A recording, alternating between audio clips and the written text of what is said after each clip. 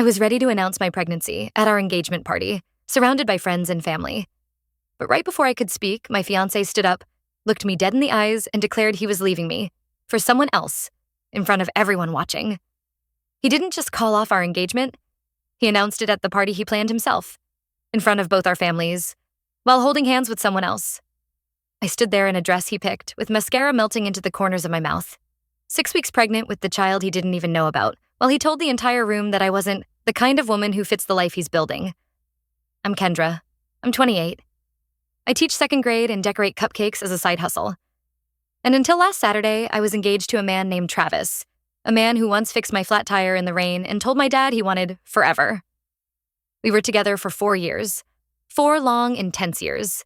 I met Travis at a 4th of July BBQ. He was charming in that easy, casual way, confident without trying, a little too aware of his dimples, but at the time I didn't mind. He owned a small auto shop, loved old country music, and always said things like, "You're not like other girls." Spoiler alert, he liked the not like other girls thing until I wanted the same grown-up stuff everyone else wanted, like stability, and eventually, a family. The first 2 years were honestly good. We laughed a lot, traveled a little, moved in together during lockdown. We argued sometimes, mostly about money. He spent faster than we made, but nothing too serious, until last year when he started acting off, less affectionate, more distracted, coming home late with excuses that were just convincing enough to ignore. And me?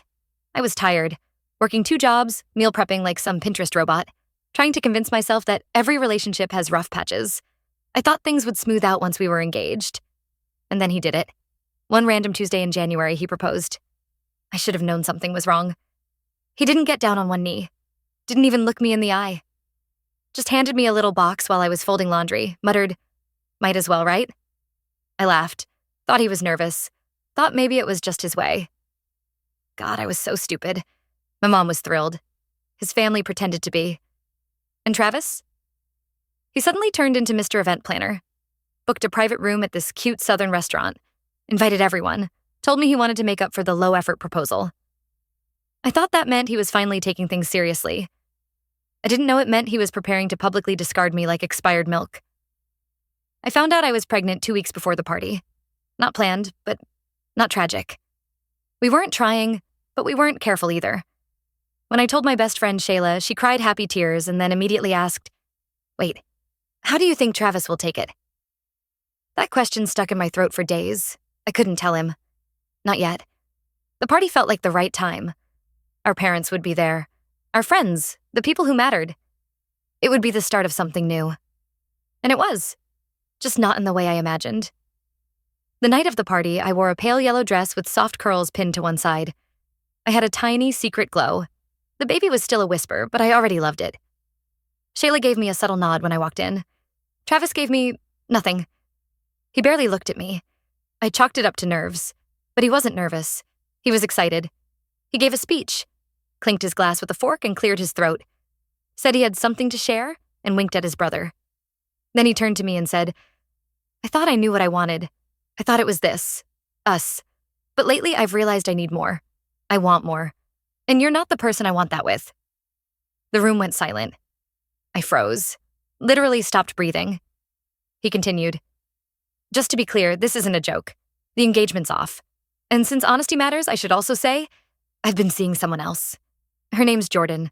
She's here, actually." Heads turned. A girl in a tight red dress stood in the back, fake smiling like she was auditioning for a low-budget soap opera. And then Travis, my fiancé, walked over and kissed her, in front of my parents, in front of his, in front of everyone. Someone gasped. My mom dropped her wine glass. Shayla whispered, "Oh my God," and reached for my hand. I couldn't move. People started murmuring. Someone asked if it was a skit. It wasn't. Travis looked back at me once with this weird mix of pity and smug satisfaction, like he wanted me to cry, to make a scene, to collapse in front of everyone and make his outgrowing me look justified. But I didn't. I smiled. Not because I was okay. I was shattered. But because in that exact moment, I realized something that made my spine straighten and my tears evaporate.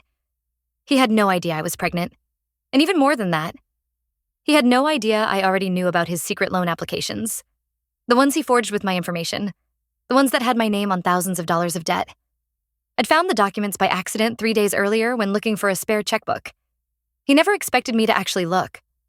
So I smiled. I looked him dead in the eye, then turned to my stunned guests and said, "Well, I guess the party's over. Who wants leftover pecan pie?" The silence turned into gasps, then nervous laughter. Then people started to leave. Some hugged me. Some glared at Travis. Some, like Jordan, looked deeply uncomfortable. Shayla stayed. And when everyone was gone, she locked the door, turned to me and said, "You're not going to let him get away with this, right?" And I said, "Absolutely not."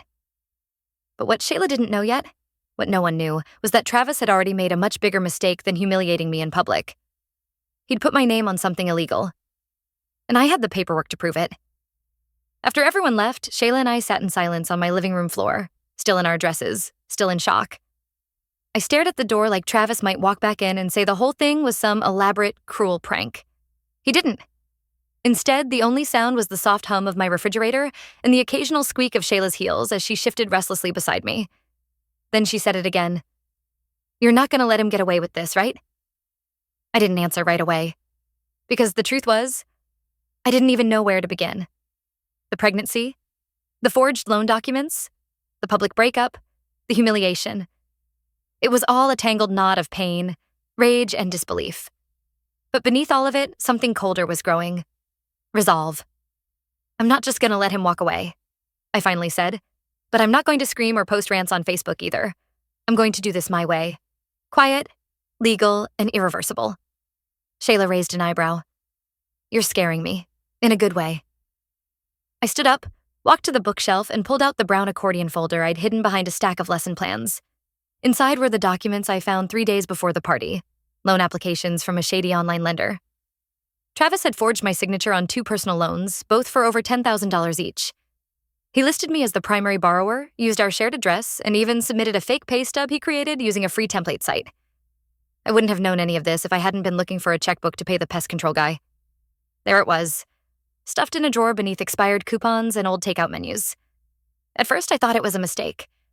Then I saw his name listed as the authorized cosigner. And I knew. "Holy hell," Shayla whispered as she flipped through the papers. "Do you think he planned this whole thing around scamming you financially?" I nodded slowly. I don't think I was ever part of his real plan. I think I was the safety net. That night, we didn't sleep. We made lists. Doctors I needed to call for the pregnancy.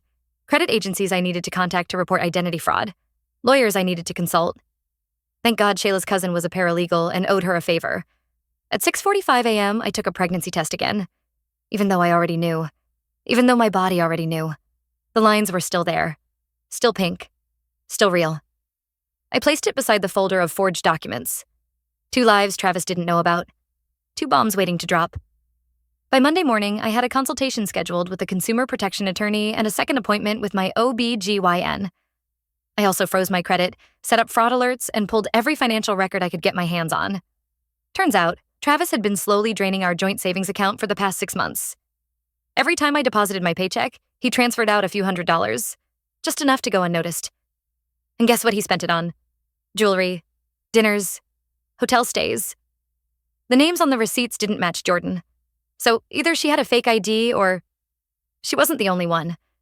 I didn't tell Travis I was pregnant. Not yet. I didn't confront him about the loans either. He thought he'd won. He thought I'd cry, fall apart, beg him to come back. But instead, I let him sit in his victory a little longer. Because nothing shakes a narcissist like silence. What I did do was send a certified letter to his shop, informing him that I was aware of the forged loans and had opened a case with my attorney. No threats, no emotion. Just facts, dates, and a request for him to cease any use of my information immediately. 3 days later, I got a text. "Can we talk?" I didn't respond. 2 hours after that, another one. "This is getting out of hand." Still no reply. Then a call. Blocked. Then an email. Subject: urgent. He wrote that he was sorry if I was hurt, but he felt it was better to end things now than string me along. He also mentioned that my emotional reaction was making things worse than they needed to be. As if I was the villain for not taking my public humiliation and financial betrayal with a smile and a thank you card. I forwarded the email to my lawyer. Let him deal with it. The next twist came from the most unexpected place. Jordan. She showed up at my school, unannounced, during lunch break. I was eating in my classroom, scrolling through a pregnancy blog about safe deli meats, when she knocked lightly on the door. I looked up, and there she was. Too much eyeliner. Too much perfume. But her eyes were red, and she looked terrified. "Can I talk to you?" she asked. My first instinct was to throw a stapler at her, but I nodded. She sat down across from me like she was the one being interrogated. "I didn't know about the loans," she said quietly. "I didn't know about you either. Not really. He said you were just his ex who wouldn't move out." I didn't say anything. "I swear, Kendra, he said you were crazy, that you made up stuff to control him. But now, I think he's been doing this to other women too." That caught my attention. "What do you mean?" Jordan pulled out her phone and showed me a message she'd received on Instagram from a woman named Tanya, who also used to date Travis, who also had her identity used on a loan, who also had screenshots of texts that looked eerily familiar. "You're not the only one," Jordan whispered. "I think he's been doing this for years." I walked into that lunch break thinking I'd met the girl who stole my fiancé. I left realizing I'd been engaged to a full-blown con artist. 2 days after Jordan showed me that message from Tanya, I stopped sleeping. Not like tossing and turning sleep deprivation. I mean, I'd lie awake all night with my hands on my stomach, my mind racing through legal terms I barely understood, trying to process the fact that I had been engaged to a man who had a pattern of financial and emotional manipulation. This wasn't just betrayal. It was calculated, repeated exploitation. And I'd been one of many. The lawyer I'd been working with, his name was Drew, bless his very patient soul, advised me to file a police report immediately. I hesitated at first. Not because I was protecting Travis, but because I was protecting myself. Filing meant going public. It meant opening my life up to investigation. And worst of all, it meant people would know. People at work. My family. His family. Our mutual friends. But when I saw the ultrasound photo for the first time, a tiny peanut-sized blur with a flicker of heartbeat, I stopped caring what people thought. I wasn't just doing this for me anymore. I filed the report on a Wednesday afternoon. Took me an hour just to get the words out. Forgery, unauthorized credit use, identity theft. The detective asked if I had any physical evidence. I handed over a folder an inch thick. Receipts, screenshots, loan applications, emails, bank statements, even a photo of one of the fake pay stubs he made, with my old company's logo, but a mailing address that didn't even exist. That night, I turned off my phone. I couldn't take the calls. The messages? We had no idea texts from his friends. The awkward, too long pauses when people found out I was pregnant. Friday morning, Travis showed up at my apartment. I hadn't seen him in person since the party. But there he was, standing in front of my door with a look that was part panic, part anger. I didn't open it. I spoke through the door. "You need to leave." He didn't. He started talking, loudly, saying he got a notice from the police, asking questions about financial fraud, that his business was being audited, that his accounts were frozen, that he was going to lose everything. I stayed silent. Then he dropped it. "I know you're pregnant." My breath caught.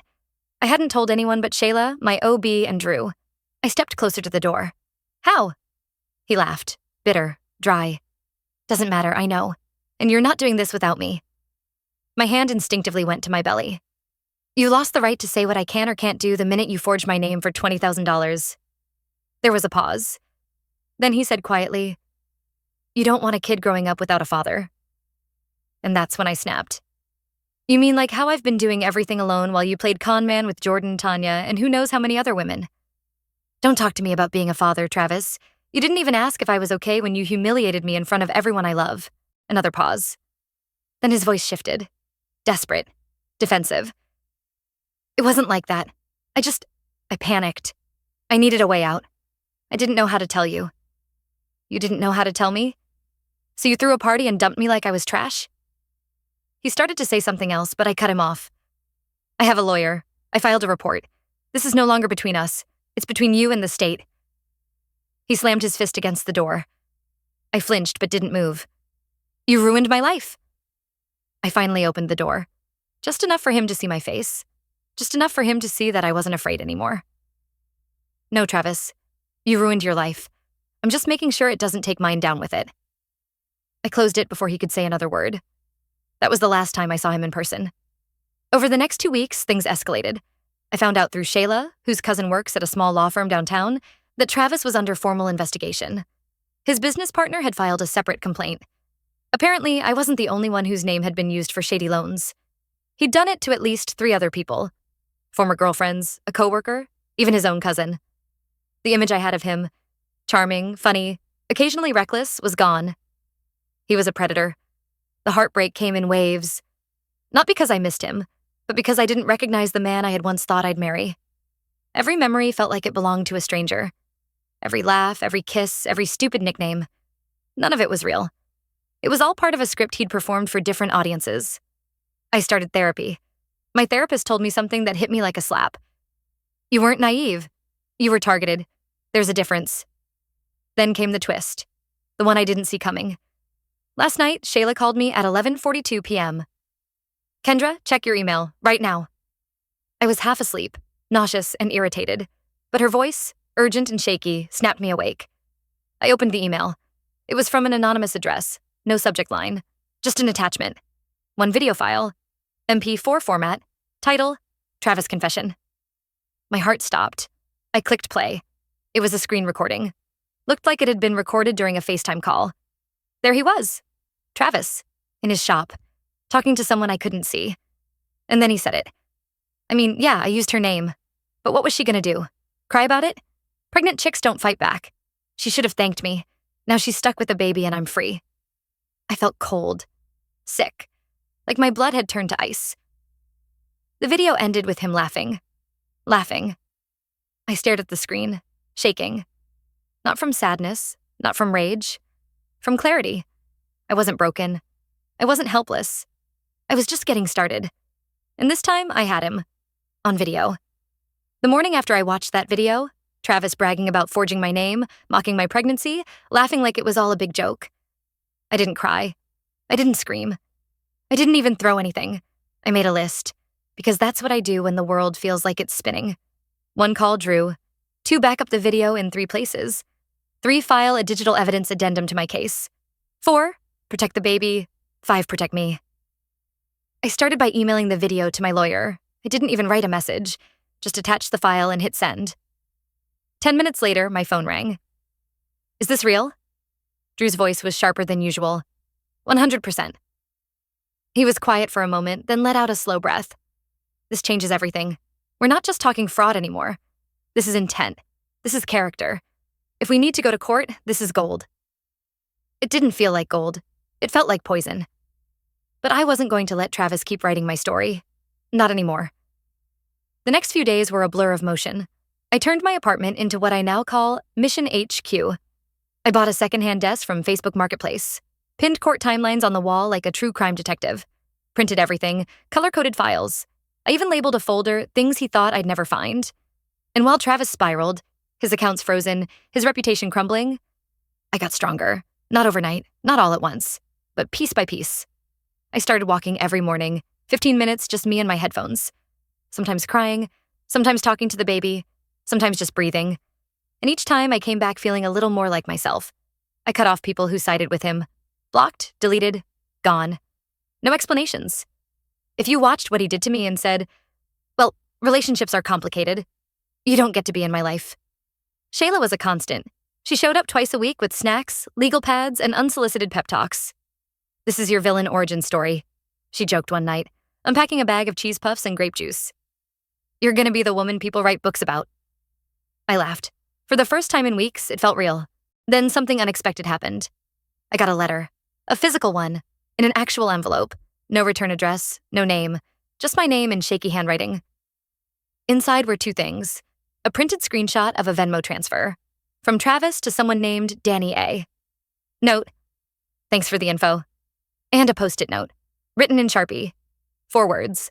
Ask your neighbor, 3B. I sat down slowly. 3B was Danny. She'd moved in a few months ago, kept to herself, polite but distant. I assumed she was a college student or something. I stared at the note for a long time. Was she the one who sent the video? Why would Travis send her money? And what info did she give him? I knocked on her door the next morning. No answer. Later that afternoon, she slipped a note under my door. I'm not part of this. I didn't know who he was. I'm sorry. Please don't involve me. What the hell? I took a deep breath. This was too messy to jump to conclusions, so I waited. 3 days later, I got my answer. And it was worse than anything I imagined. I was sorting laundry when my phone buzzed. Blocked number? Voicemail. I hit play. Hey, Kendra, it's Travis. I know you probably don't want to hear my voice right now, but I need to tell you something, and I'd rather it come from me than anyone else. I froze. There's something I haven't told you. Something I wasn't supposed to. And you're going to find out soon anyway. He paused, then said it. Danny, the girl in 3B, she's not just your neighbor. She's my sister. I dropped the phone. It hit the floor with a dull thud, but I didn't move. My brain couldn't catch up. Danny was his sister. The quiet girl I occasionally bumped into in the hallway. The one who signed for my mail when I wasn't home. The one who complimented my maternity jeans at the trash chute. She had been watching me, living one floor below, while I built my case, while I told Shayla everything, while I cried, plotted, and rebuilt my life. She was right there, feeding it all back to him. And suddenly everything clicked. The anonymous email, the timing, the screenshots that mysteriously made it to Travis days after I filed my police report. It wasn't just him digging. He had help. From inside my building, from the girl with the soft voice and the too friendly smile. I backed away from the desk. My breathing turned shallow. I wasn't just betrayed. I was being monitored. But here's the thing about surviving betrayal. You don't get smaller, you get sharper. I called Drew immediately, told him everything. We added Danny's name to the affidavit, flagged her as a possible accomplice, or at minimum, a witness. And then I changed the locks, filed for a restraining order, and requested a temporary relocation to a maternity-safe housing program for women dealing with legal harassment. Turns out they exist. It was approved in 48 hours. That night, as I packed a duffel bag with prenatal vitamins, legal folders, and baby onesies, I looked out the window at 3B. Lights on, curtains open. Danny stood there, holding her phone, looking up at me. We locked eyes for 3 full seconds. I didn't flinch. I didn't wave. I just reached up and closed the blinds. I didn't go back to my old apartment. The maternity-safe housing was nothing fancy. A shared space, soft lighting, creaky floors, and the quiet kind of support that doesn't ask for explanations. It wasn't home, but it felt like a place I could exhale. The night I moved in, I slept for 6 hours straight for the first time in months. No hallway whispers, no shadows under my door, no texts from blocked numbers, just quiet. And my daughter's heartbeat pulsing steadily inside me. The legal process took time, more than I expected. Travis tried to delay everything, claimed stress, business issues, even tried to paint himself as the victim. But the video, the receipts, the testimony from Jordan, Tanya, and eventually another woman who came forward after hearing my story, that sealed it. Drew told me during a prep meeting, he's not walking away from this. You don't con that many women and expect to stay invisible forever. I didn't attend the final hearing in person, too far along in my pregnancy. But Drew called me as soon as it ended. His voice was calm, controlled, but I could hear the triumph behind it. 4 counts of identity fraud, 2 counts of financial misrepresentation, restitution ordered, criminal record confirmed. He pled out, avoided jail, but he's finished. The weight in my chest didn't vanish, but it shifted, from suffocating to bearable. Justice doesn't always come in orange jumpsuits. Sometimes it comes in the form of total collapse. His shop? Gone. His license? Suspended. His relationships? Imploded. Even Danny moved out. No note, no confrontation. Just gone. That silence was louder than any apology. 2 weeks later, I gave birth. Alone, but not lonely. Shayla was in the delivery room. She held my hand when the epidural didn't take fast enough. She made jokes I barely registered, but her presence kept me grounded. My daughter came out screaming. 7 pounds even, full head of curly black hair and the kind of lungs that could crack glass. I named her Reese, not after anyone, just because it sounded like strength. When they placed her on my chest, I looked into her tiny face and promised her 3 things. 1, she would never feel unwanted. 2, she would never wonder if her mom gave up.